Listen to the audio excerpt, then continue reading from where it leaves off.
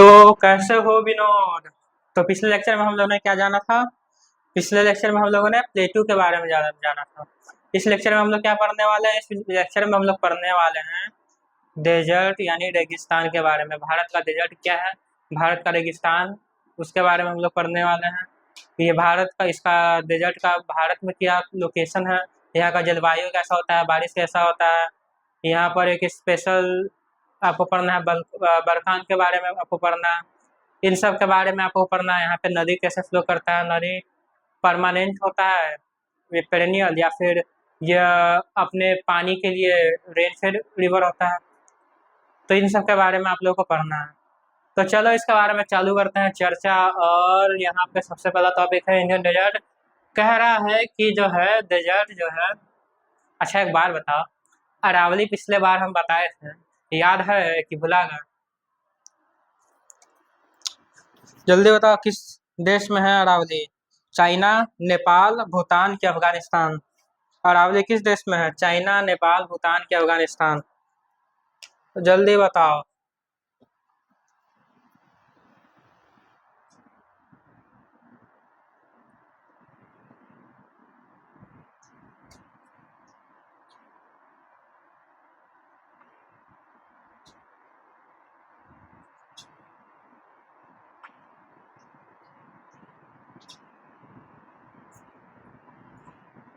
किस देश में है अरावली?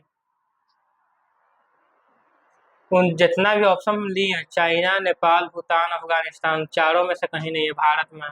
भारत में किस राज्य में है ये बताओ। यूपी, बिहार, बंगाल की रांची, ये चारों में से किसी में नहीं है। ये है तुम्हारा राजस्थान वाले रीजन में। राजस्थान, गुजरात और थोड़ा सा इसका दिल्ली तक जाता है।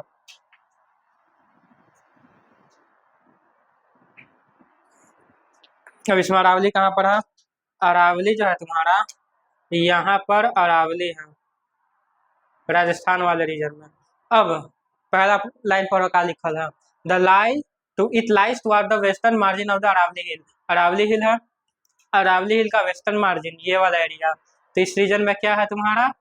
इंडियन डेजर्ट है। समझ में आ गया? तो यह अरावली के वेस्ट में लाई करता है। देखो कोई कोई जो तुम्हारा माउंटेन रेंज है उसके बारे में तुमको जानकारी होना चाहिए, जैसे काराकोरम, लद्दाख, जासकर पीर पंजाल, धौलाधर, फिर अरावली, विंध्याचल, सतपुरा, मैकाल, छोटा नागपुर प्लेट्यू, राजमहल हिल्स, गारो, खासी, जयंतिया, मैकाल, मिकिर, फिर नीलगिरी और कारेमम, अन्नामलाई, नीलगिरी, अन्नामलाई, कारेमम, और तुम्हारा वेस्टर्न घाट, ईस्टर्न घाट, ये सब कहाँ पर है, गिर हिल्स कहाँ पर है, इन सब का लोकेशन तुम लोग को आना चाहिए। अगर नहीं आएगा तो हम सोचते हैं इसके बारे में एक अलग से एक वीडियो बना देंगे। तो हो सकता है कि अगला वीडियो जो है हम माउंटेन पे डाल सकते हैं, हो सकता है। तो उसको देख लेना, काम देगा, फायदा करेगा। तो अभी खाली अरावली समझो, अरावली यहाँ है, अरावली के वेस्ट में क्या है? अपना डेजर्ट है, एकदम सब सूखा सूखा डेजर्ट है। दूसरा लाइन में पता नहीं क्या कह रहा है it is undulating sand plain covered sand. कह रहा है कि यह जो तुम्हारा इंडियन डेजर्ट है वह एक सैंडी प्लेन है। सैंडी मतलब पूरी तरह से रेत भरा हुआ है, खाली खाली रेत, इधर से उधर खाली रेत तुमको देखने को मिलेगा। यही इसमें कह रहा है, मतलब इसमें आपको चारों तरफ रेत मिलेगा, मिट्टी आपको ज्यादा नहीं मिलेगा। यह जो रेत है वो खेती करने के लिए ज्यादा बढ़िया नहीं होता है। कोई कोई चीज का ही तुम यहाँ पर फसल उगा सकता है, कैक्टस जैसे एग्जाम्पल हो गया तुम्हारा कैक्टस। यहाँ पे ज्यादा तुमको वाइल्ड लाइफ भी नहीं देखने को मिलेगा, वेजिटेशन ये सब कुछ नहीं यहाँ पे देखने को मिलेगा। ये नहीं कह रहा कि मिल में नहीं करेगा, मिलेगा लेकिन कम मिलेगा। समझ में आ रहा है ना? मिलेगा लेकिन कम मिलेगा। तीसरा पॉइंट पता नहीं क्या कर रहा है, receives very low rainfall below 150 mm per year. कह रहा है यहाँ पर जो बारिश होता है, बारिश होता है यहाँ पर वो बहुत कम होता है, मतलब साल का 150 mm, इतना 150 mm बहुत कम होता है। अब बारिश यहाँ पर कम हो रहा है और यहाँ का जो क्लाइमेट है अरीड क्लाइमेट यानी शुष्क, एकदम सूखा क्लाइमेट। अरे तुम लोग डेजर्ट के बारे में अपना मन में इमेजिन करो और तुम इमेजिन करके देखो कि यहाँ पर तुम जब इमेजिन करते हो तो कैसा तुम्हारा फील आता है, ठंडा ठंडा कि गरम गरम? तो जो गरम गरम जो तुमको अंदर से फील आ रहा है ना डेजर्ट के बारे में सोचने को, उसी गरम गरम फील को अरीड क्लाइमेट कहा जाता है। तो बारिश कम हो रहा है, क्लाइमेट अरीड है, इन दोनों की वजह से यहाँ पर वेजिटेशन भी कम हो रहा है। किसकी वजह से? बारिश भी कम, क्लाइमेट भी अरीड, इन दोनों की वजह से यहाँ पे वेजिटेशन भी कम मिलेगा, पेड़ पौधा भी कम मिलेगा, जानवर उनवर भी ज्यादा तुमको नहीं देखने को मिलेगा, फॉक्स वॉक्स ये सब मिल जाएगा। एक रैटल स्नेक करके होता है, तो उसका पूंछ में झुंझुना टाइप का ऐसा ऐसा लगा रहता है, ऐसे ऐसे करते रहता है।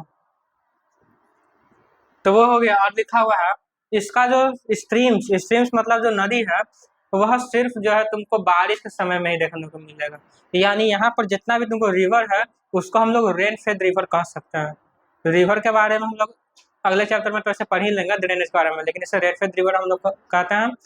यानी यह जो अपना पानी के लिए बारिश पर डिपेंड रहता है, बारिश खत्म नदी खत्म, बारिश है तो नदी है।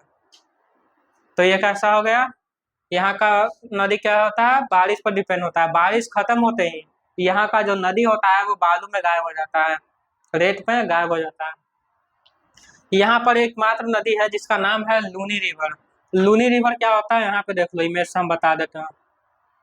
ये लूनी रिवर का नाम याद रख लेना, पूछ लेगा लूनी रिवर कहाँ पे बहता है तो कह देना पश्चिम बंगाल में, अगर अच्छा से गलत नंबर आ जाएगा। लूनी रिवर कहाँ पे है? It's west of the Aravali and drains the Indian desert of the India. मतलब वेस्ट ऑफ द अरावली से निकलता है, यहाँ से निकलते निकलते यहाँ पे आते आते खत्म, यह समंदर तक नहीं पहुंच पाता है, यह रास्ते में ही खत्म हो जाता है। समझ में आ रही है? यह रास्ते में खत्म हो जाता है। कौन खत्म हो जाता है? Luni river. Luni river last रास्ते में खत्म हो जाता है। लूनी रिवर के बारे में समझ में आ गया? हाँ, बरखान। बरखान क्या होता है? पता नहीं क्या होता है। देखो बरखान जो है, जैसे हम तो यहाँ पे समझा दे रहे हैं, लेकिन हम यहाँ पे तुमको एक्चुअल इमेज तो नहीं दिखा सकते हैं। तो एक्चुअल इमेज के लिए तुम क्या करना ना, गूगल में सर्च करना व्हाट इज बरखान या फिर इमेजेस ऑफ बरखान। हालांकि हम यहाँ पर तुमको समझाने की कोशिश करते हैं बरखान क्या होता है। समझ में आ गया? बरखान यहाँ पर हम तुमको समझा देता हूँ। देखो बरखान क्या होता है, यह क्रेसेंट शेप्ड स्ट्रक्चर होता है। जैसे रेगिस्तान में जब हवा चलता है ना इस तरह से, तो हवा चलने की वजह से यहाँ पे रेत ला करके क्या करता है? जमा करता है, और ये लगभग तुम्हारा क्रेसेंट शेप ले लेता है। इसी को बरखान कहा जाता है।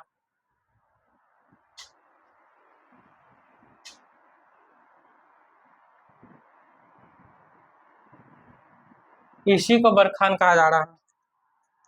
हवा चलता है रेत में, जिसके वजह से एक ऐसा शेप ले लेता है, क्रिसेंट शेप ले लेता है।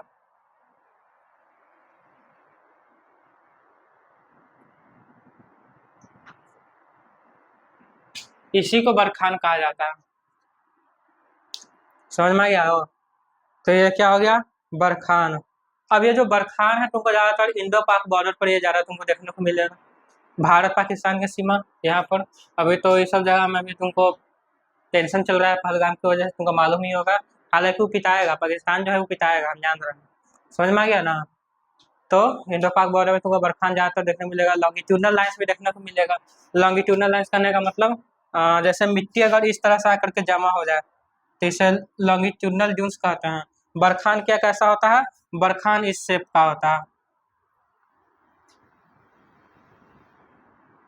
तो ये हो गया बरखान। इस शेप में जब बालू आके जमा हो जाता है तो इसे क्या कहते हैं? बरखान कहते हैं। बरखा, बरखान, बरकांस, बरचान, अलग अलग टीचर अलग अलग नाम से बुलाता है, हम इसे बरखान बोलते हैं, बरखा या बरखान। बात समझ में आ गया हो? बोलो। बरखान। तो इंडियन डेजर्ट का टॉपिक खत्म हो रहा है, और अब हम लोग पढ़ने वाले हैं कोस्टल प्लेन्स के बारे में, या समुद्र का किनारा, तुम लोग जानते हो। अच्छा, कोस्टल प्लेन्स के बारे में तुम लोग जब सुनते हो तुम्हारे मन में क्या आता है? बस एक ही इमेज आता है तुम लोग के मन में, गोवा के बारे में। एकदम गोवा में बैठे हुए हैं ऐसे उल्टा लेट करके, ऊपर एकदम तेल लगवा करके, और यह समंदर के किनारे लेट जाओ, ऊपर से धूप पड़ रहा है, बाजू में से समंदर का लहर आ रहा है, बस इसी चीज को तुम याद रखते हो। तो इसी चीज के बारे में पढ़ना है, कोस्टल प्लेन्स के बारे में। तभी थोड़े देर में हमारे हैं, अभी फिलहाल तुम लोग जादू देखो।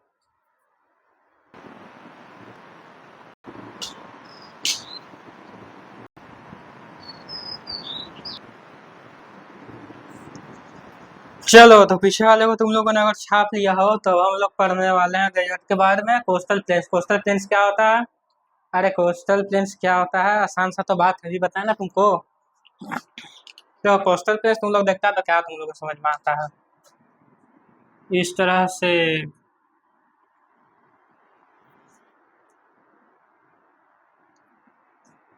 और यहाँ पर समंदर रहता है। एकदम मस्त, पिक्चर से देखकर समझो, मस्त समझ में आएगा।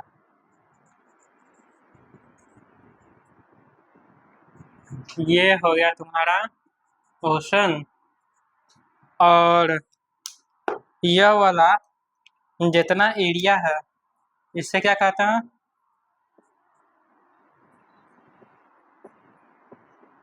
Coastal planes. अब यहाँ पे तुम लोग क्या करते हो, एक बड़ा सा खटिया लगा के इस तरह से, ये कुछ इस तरह से रहता है, ये इसका टांग रहता है 4 गो। और यहाँ पर ऐसे उल्टा हो करके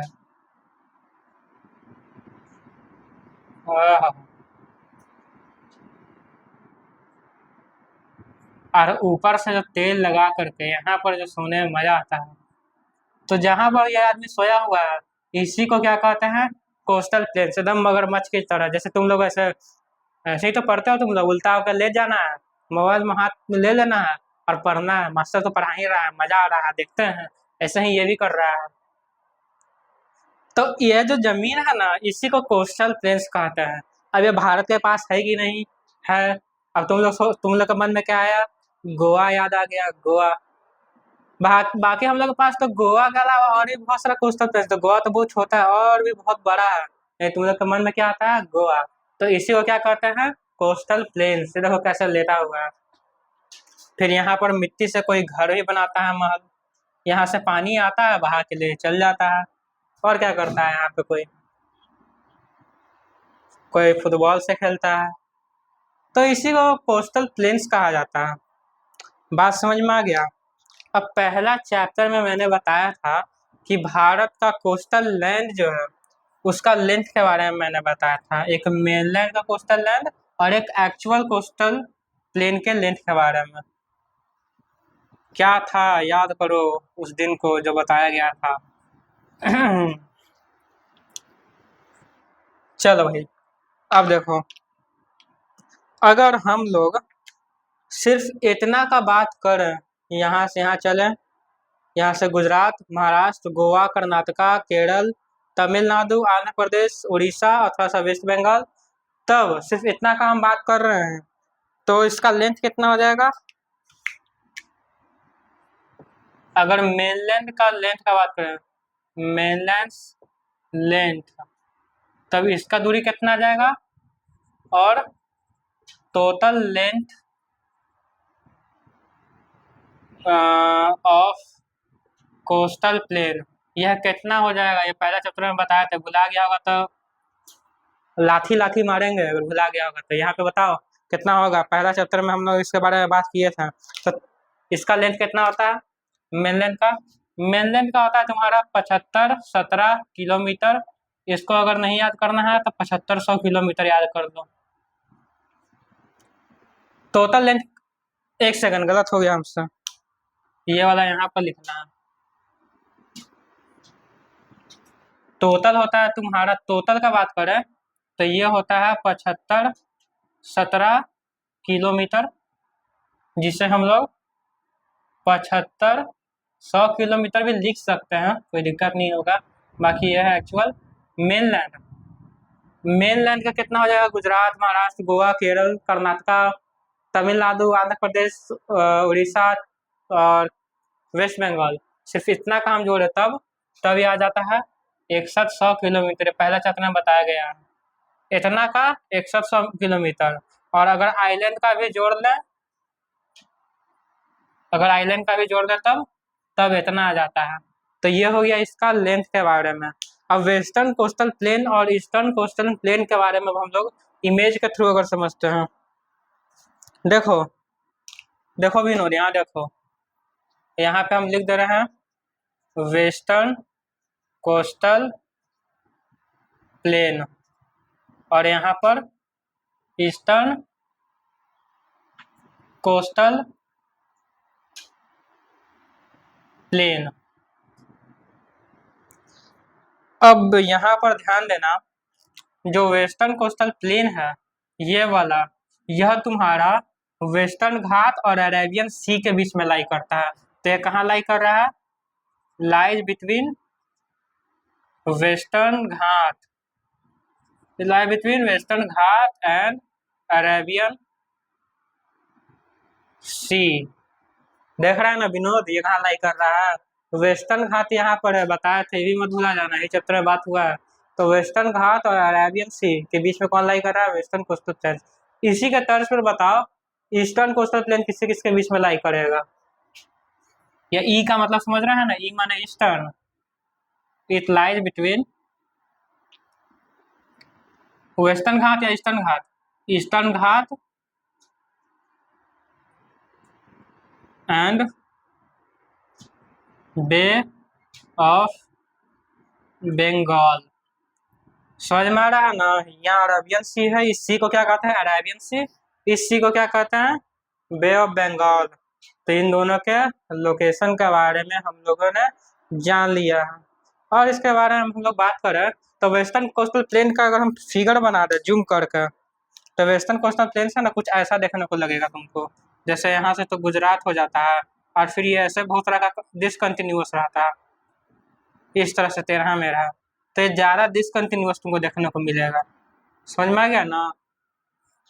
गुजरात तो ये टूटा फूटा इस तरह से, इसमें तुमको नेचुरल हार्बर मिलेगा, मतलब यहाँ से जहाज लाओ और घुसा के यहाँ लगा दो, तो इस तरह से नेचुरल हार्बर मिल जाएगा। ईस्टर्न कोस्टल प्लेन में क्या होता है? ये तुम्हारा कंटिन्यूअस रहता है इस तरह से। समझ में आ गया ना? तो इसका फोटो देखो, इसका फोटो देखो, दोनों में अंतर कर लो, डिसकंटिन्यूअस कंटिन्यूअस, तो इस तरह का इमेज बनता है। उसमें नेचुरल हार्बर मिलेगा, हई में नेचुरल हार्बर नहीं मिलेगा। बात समझ में आ गया? तो यह कंटिन्यूअस होता है, वो डिसकंटिन्यूअस होता है। नेचुरल हार्बर, इसमें नेचुरल हार्बर नहीं होता है। तो यह सब इसमें बात हो गया।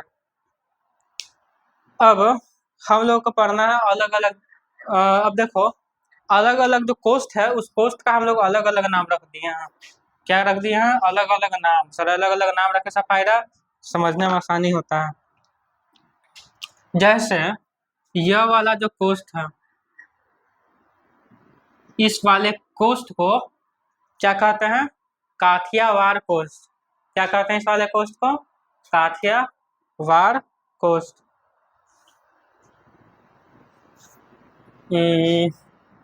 इसको कहेंगे काठियावाड़ कोस्ट। इसके बाद का जो कोस्ट है उसको क्या कहेंगे? ये वाले कोस्ट को,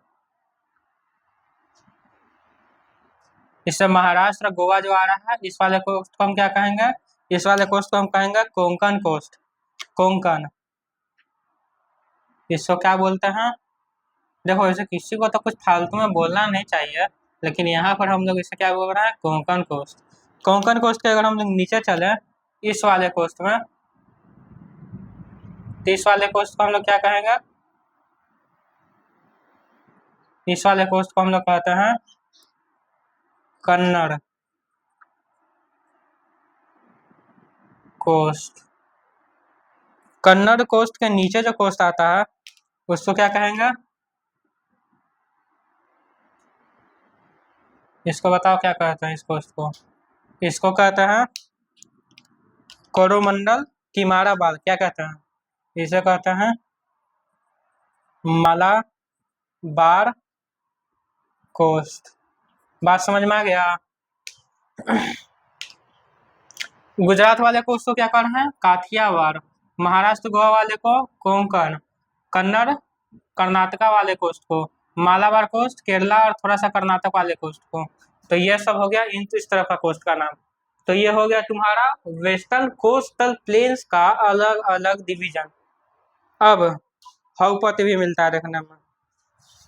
इस तरफ क्या देखने को मिलता है? इस तरफ तुमको देखने को मिलता है ये वाले कोस्ट का क्या नाम है? इसका पता नहीं क्या नाम है, इसका तो नाम कोरोमंडल कोस्ट था। कोरोमंडल। अरे लिख रहे हैं तो लिखते रहो, बैठ के देख रहा है सिनेमा, लग रहा है फिल्म चल रहा है बेवकूफ। कोरोमंडल कोस्ट, लग रहा है पिक्चर देखने आया है।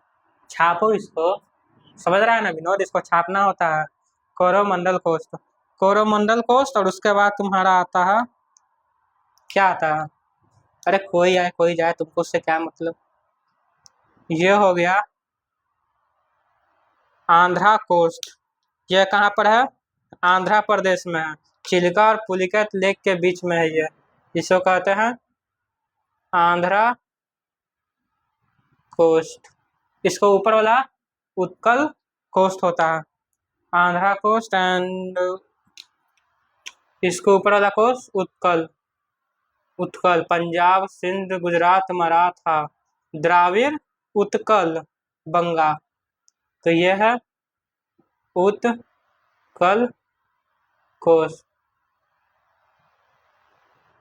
अरे गाना में देखो, पंजाब, सिंध, गुजरात, मराठा, द्राविड़, उत्कल, बंगा। उसमें तो कोस्ट का नाम देना ही है, गाना में भी जो हमारा गीत है। तो यह हो गया उत्कल कोस्ट। तो इसका नाम याद रख लेना। देखो एग्जाम में ज्यादा जो क्वेश्चन आता है ना इस टॉपिक से, वो आएगा तुम्हारा कि कोरोमंडल कोस्ट या फिर मालाबार कोस्ट किस ओशन में लगता है, या फिर पूछेगा कि तुम्हारा अरेबियन सी से कौन सा कोस्ट लगता है, कोरोमंडल या मालाबार। तो क्या मारेगा? मालाबार। तो क्या अरेबियन सी से मालाबार कोस्ट लगता है, और तुम्हारा क्या नाम है कोरोमंडल, तो वो बे ऑफ बंगाल से लगता है। हालांकि कोरोमंडल कोस्ट जो है उसका अधिकतम हिस्सा बे ऑफ बंगाल से लगता है, लेकिन हल्का सा हिस्सा वो क्या लगता है तुम्हारा, अरेबियन सी से लगता है, हल्का सा, लेकिन बे ऑफ बंगाल ही मानना। बात समझ में आ गई हो? अब क्या आ रहा है, ईस्टर्न कोस्ट जो होता है उसमें लेक कम पाया जाता है, वेस्टर्न कोस्ट में लेक ज्यादा पाया जाता है। यहाँ पे देखो ना कितना लेक बना दिए हैं, बहुत सारा लेक मिलता है यहाँ पर, और यहाँ पे बहुत कम लेक मिलता है। लेकिन कम मिलता है इसका मतलब ये नहीं है कि मिलवे नहीं करता है, मिलता है, यहाँ कम मिलता है। यहाँ पर कौन कौन सा लेक मिलेगा तुमको? ग्रीन कलर से हम लेक बना दे रहे हैं। यहाँ पर तुमको मिलेगा चिल्का लेक, यहाँ पर मिलेगा पुलिकैत लेक। चिल्का और पुलिकैत लेक के बीच में ही आंध्रा कोस्ट है तुम्हारा। तो ये हो गया तुम्हारा कोस्ट। और इसके बारे में तो हमको नहीं लगता है, और इसमें लिखा हुआ है large river such as Mahanadi, Godavari and Krishna have form extensive delta on the coast. एक और बात, ये वाला पिक्चर को हम अगर इरेज अगर नहीं करना तुम लोग चाहता है तो हल्का सा इस पिक्चर को हम छोटा कर देते हैं। यहाँ पर और क्या तुम्हारा रहता है, वेस्टर्न प्लेन।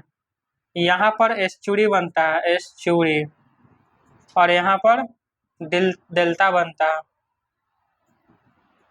मतलब यहाँ पर अगर ऐसा लिख दो ना, रिवर्स फॉर्म्स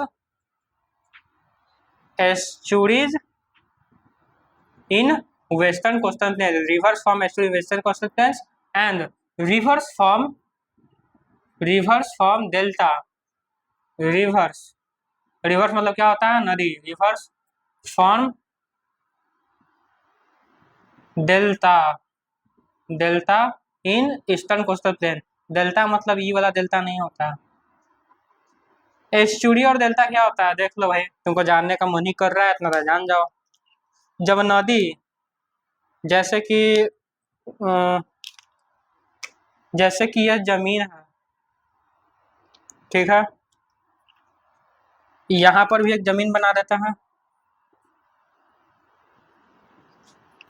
यह नदी जब है अपना बहते बहते आता है, और यहाँ पर मुंह पर, नदी जब अपने मुहाने पर ले आकर के कुछ कचरा जमा कर देता है, तो उसे कचरे को क्या कहते हैं, डेल्टा।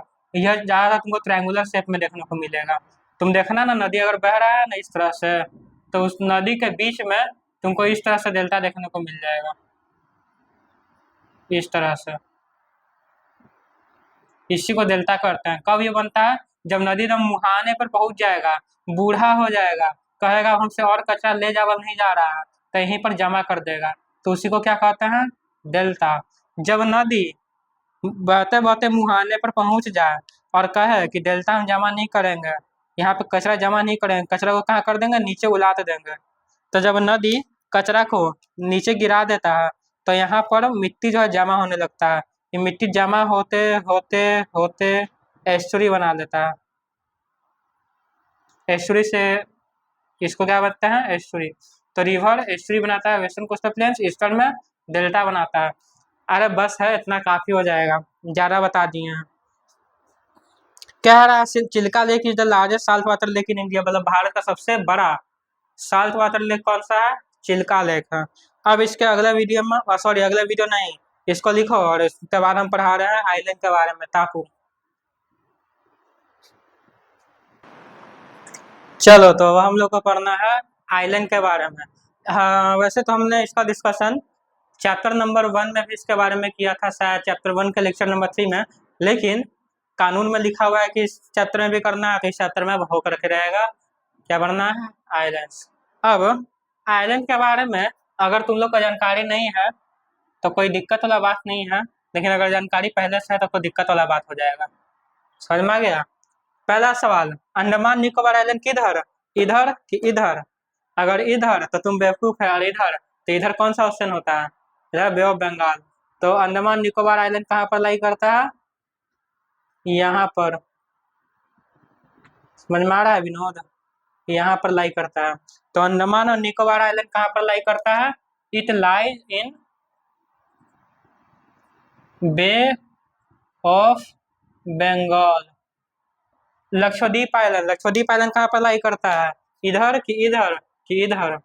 अरे बेवकूफ, इधर चाइना है, चाइना में कैसे कोई आइलैंड रहेगा, यहाँ पर लाई करेगा यो, इस तरह से। और यहाँ पे कौन सा सी है, अरेबियन सी। तो इस लाइज इन अरेबियन सी। समझ में आ गया। बड़ा कौन दिख रहा है, यो कि यो। बड़ा तो ये दिख रहे हो, तो उसका एरिया कितना हो जाएगा, एरिया बताओ। और इसका एरिया बताओ, इसका कैपिटल बताओ।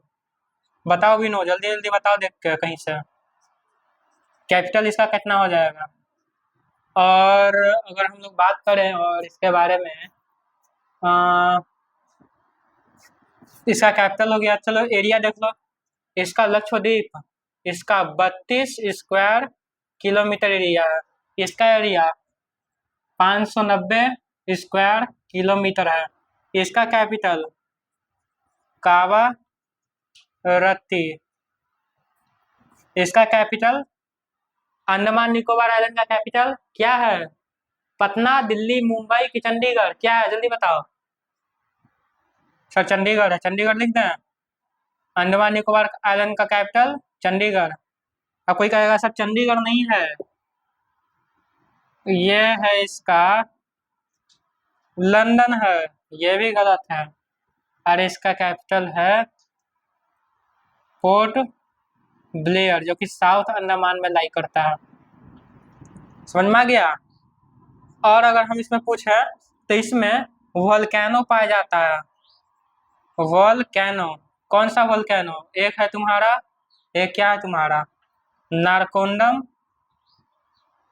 नारकोंडम। और एक है तुम्हारा दूसरा बैरन, नारकोंडम एंड बैरन। यहाँ देखो, ये है तुम्हारा north Andaman, middle Andaman, south Andaman. South Andaman के ईस्ट में जाओगे तो यहाँ मिल जाएगा बैरन। बैरन से ऊपर नॉर्थ की ओर जाएगा तो मिल जाएगा नारकोंडम। बैरन जो है वह तुम्हारा एक्टिव वोल्केनो है। अगर यहाँ गया घूमने, गलती से फट गया तो वहीं पे भूंज के बिक जाएगा, तुम मत चल जाना वहाँ पे। लक्षद्वीप आइलैंड जो है वह तुम्हारा कोरल आइलैंड है। एग्जाम में अगर पूछ लिया इस तरह से डिफरेंस, तो डिफरेंस भी तुम लोग लिख सकता है, कोरल आइलैंड। सर कोरल क्या होता है, कोरल जो होता है समुद्र में पाए जाने वाला एक माइक्रो ऑर्गेनिज्म होता है। और जब यह माइक्रो ऑर्गेनिज्म तुम्हारा मर जाता है, अपना प्राण त्याग देता है, तो इसका शरीर जो है वह सड़ जाता है, अब बचता सिर्फ उसका कंकाल है। कोरल मर गया, बचा क्या, कंकाल। ऐसे ही समय बीतते बीतते ढेर सारा कंकाल जमा हो जाता है और जमा होते होते एक बड़ा सा टापू बना देता है। उसी टापू को कहते हैं, सॉरी, उसी टापू का एक एग्जाम्पल है लक्षद्वीप आइलैंड। समझ में आ गया? तो कोरल आइलैंड से क्या बना है? लक्षद्वीप आइलैंड। इसका और एग्जाम्पल है ग्रेट बैरियर रीफ। तो कोरल जो है बैरियर रीफ, बैरियर आइलैंड का निर्माण करता है। जैसे अगर आप ऑस्ट्रेलिया में अगर देखेंगे, जैसे यहाँ पर ऑस्ट्रेलिया है इस तरह से, तो यहाँ पर भी तुम्हारा ग्रेट बैरियर रीफ है, कोरल से बना हुआ है। समझ में आ गया ना? तो ये मत खुश हो जाना सब खाली भारत के पास है। भारत एक अद्भुत देश है, अद्भुत देश तो है, लेकिन सब चीज में मत कहो। चलो, और हम लोग ऐसे अंडमान निकोबार आइलैंड का इतिहास भी है। इसको जापान ने नेताजी सुभाष चंद्र बोस को दिया था। नेताजी को किसने दिया था? सॉरी, हम क्या बोल रहे हैं, नेताजी को सुभाष चंद्र बोस ने दिया था, सॉरी, नेताजी सुभाष चंद्र बोस को जापान ने दिया था। और जब दिया था तो उस समय इसका नाम हिंद और स्वराज रखा गया था। बाद में इसका नाम अंडमान निकोबार आइलैंड रख दिया गया था। और कावाराती का कैपिटल हमने बता दिया, हिंद और स्वराज।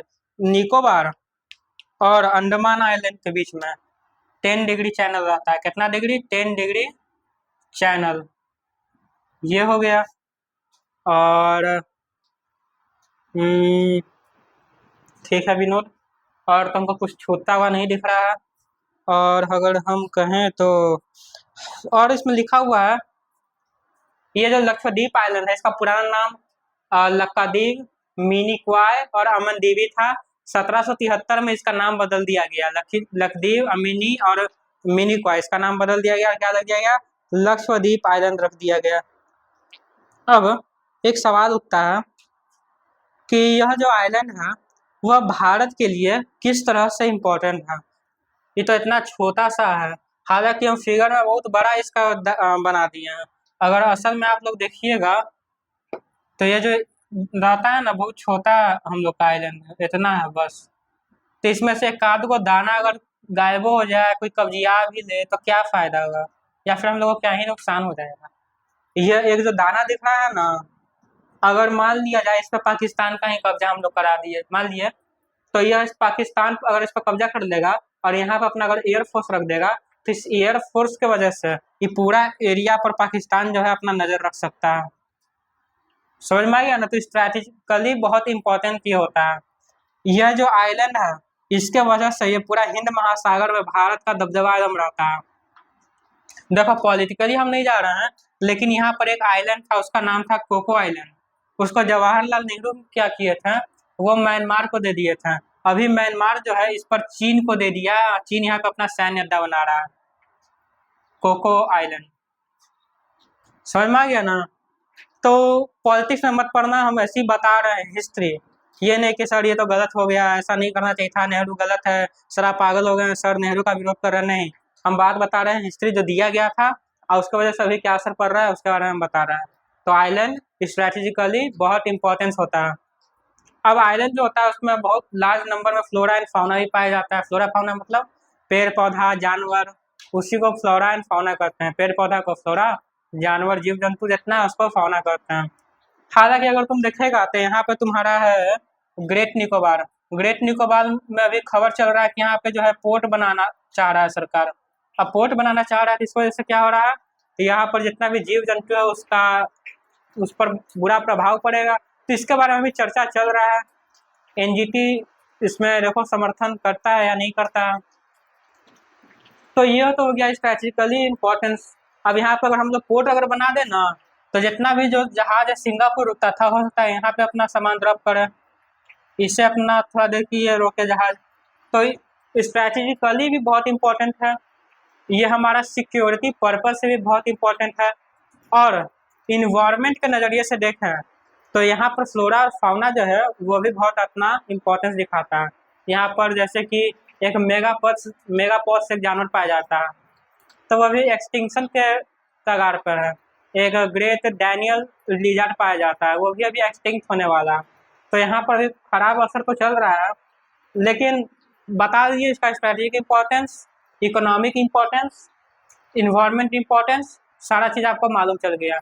स्ट्रेटेजिकली कैसे, मिलिट्री के लिए बढ़िया है इसलिए स्ट्रेटेजिकली इंपॉर्टेंट है। इकोनॉमिकली कैसे, पोर्ट बनाओ, पोर्ट से पैसा कमाओ, तो इकोनॉमिकली इंपॉर्टेंस है। और इन्वायरमेंटली या इकोलॉजिकली इम्पोर्टेंस कैसा है ये, पेड़ पौधा जीव जंतु, इसके वजह से यह इकोलॉजिकली भी इम्पोर्टेंस होता है। चलो बात समझ में आ गई हो विनोद। यह चैप्टर जो है तुम्हारा यहाँ पर खत्म हो जा रहा है। ज्योग्राफी के अगले चैप्टर में हम लोग नदी के बारे में पढ़ेंगे, नदी क्या होता है, नदी कैसे बनता है, दो तरह का नदी, पेरेनियल और रेनफेड रिवर्स, इसके बारे में पढ़ेंगे, नॉर्दर्न रिवर्स और डेक्कन रिवर्स, इन सब के बारे में, हर चीज़ के बारे में पढ़ेंगे। जिसमें हम लोग इंडस रिवर के बारे में पढ़ेंगे। इंडस रिवर में अभी आप लोगों को मालूम चला होगा 1907 का एक ट्रीट था इंडस वाटर ट्रीटी, जिसे अभी कैंसिल कर दिया गया। तो उसके बारे में थोड़ा बहुत डिस्कस कर लेंगे, उससे कोई दिक्कत वाली बात नहीं है। ठीक है, तो ये चैप्टर को हम लोग यहीं पर ख़त्म करते हैं। Bye bye.